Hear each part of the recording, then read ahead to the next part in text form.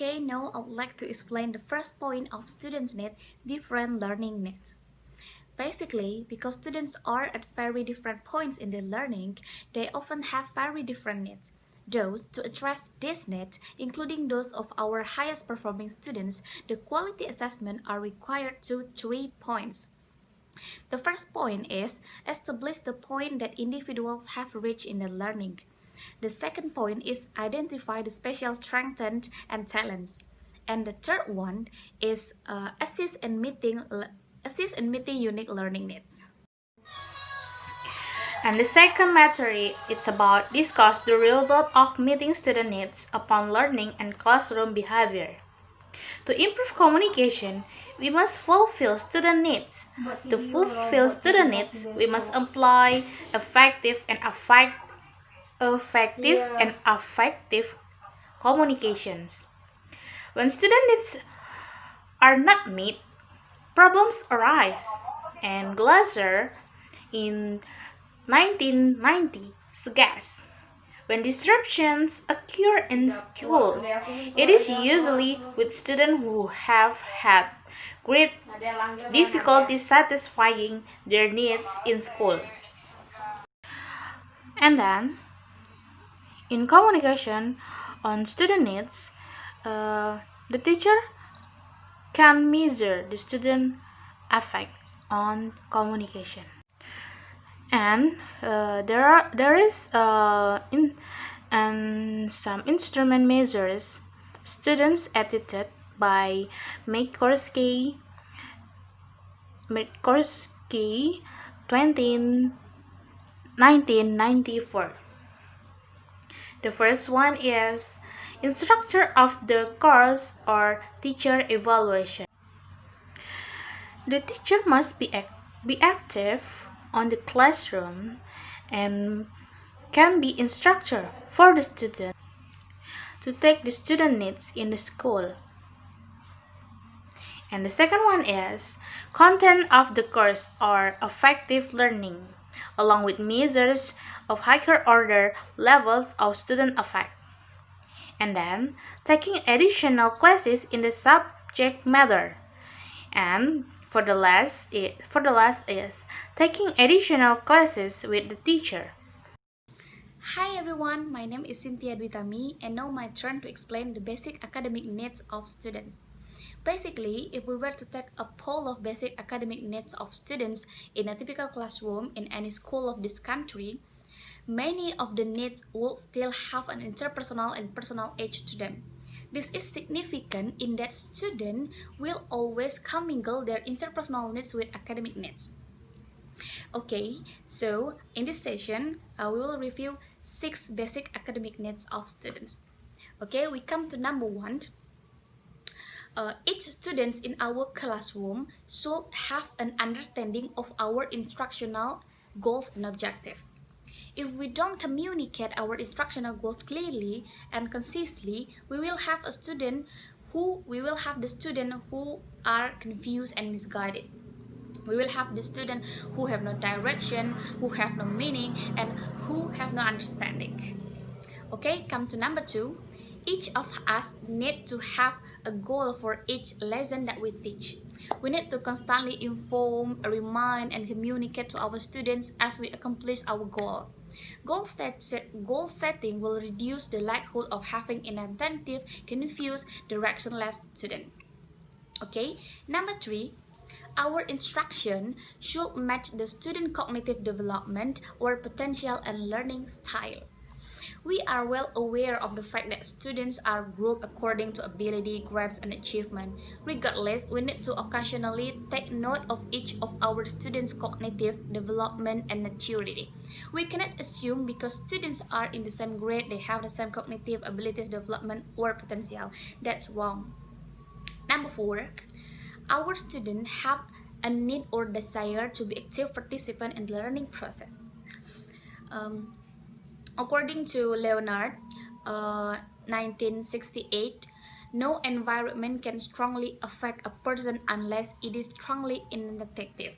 We believe that when students are more actively involved in the learning process, more learning is likely occur than when they are passive observe. For example, more learning is likely in classroom where there are many student to teacher interaction, students to student interaction, and question and answer questions, where teachers provide feedback and students are encouraged to communicate about the content.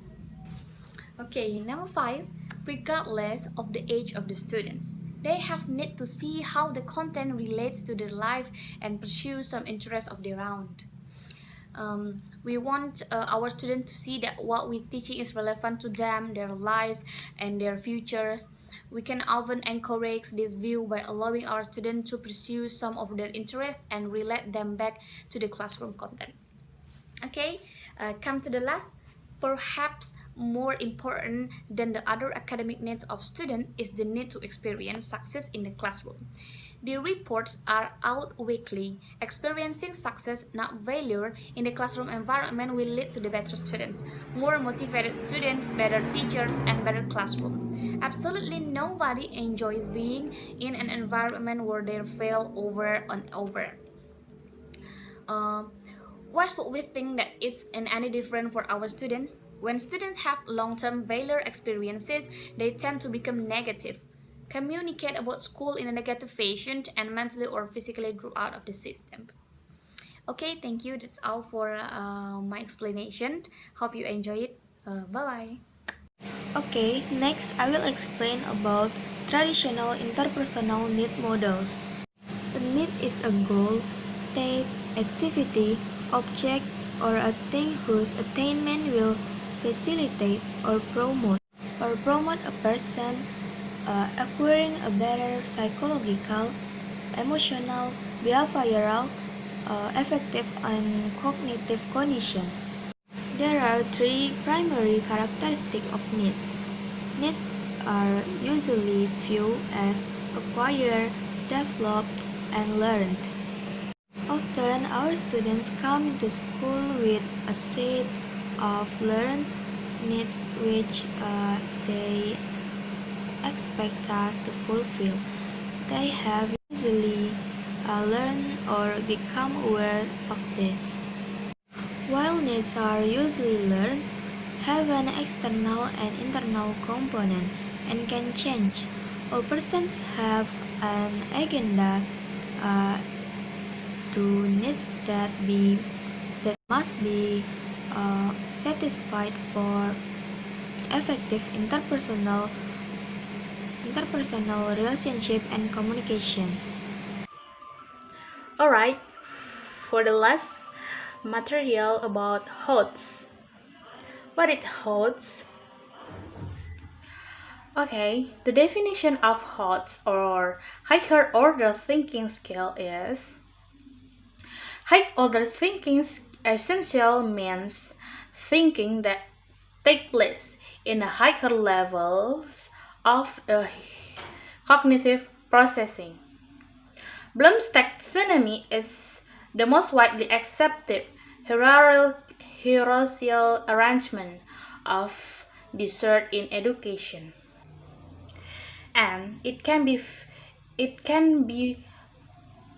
viewed as a continuum of thinking skills starting with knowledge level thinking and moving eventually to evaluation level of thinking.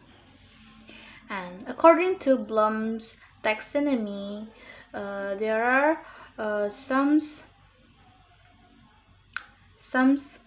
steps to can be higher order thinking skill, such as the first one is carry out the complex analysis of tasks that require planning, management, monitoring, and adjustment. The second one is exercise judgment in situation where more and less useful way in doing some things. And the last one is step outside the routine to deal with unexpected breakdown or opportunity. According to Bloom's taxonomy, there are 6 levels in HOTS or higher order thinking scale. The first step is to remember.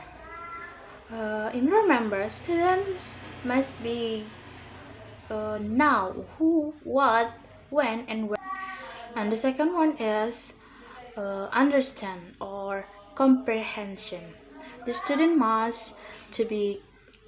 can explain the meaning of some issue or the definition of some issue. Mm, and the student can describe their idea of the issue. And the next one is apply or application. The student can be apply their understanding about the topic to and share to their friends on discussion or on their groups.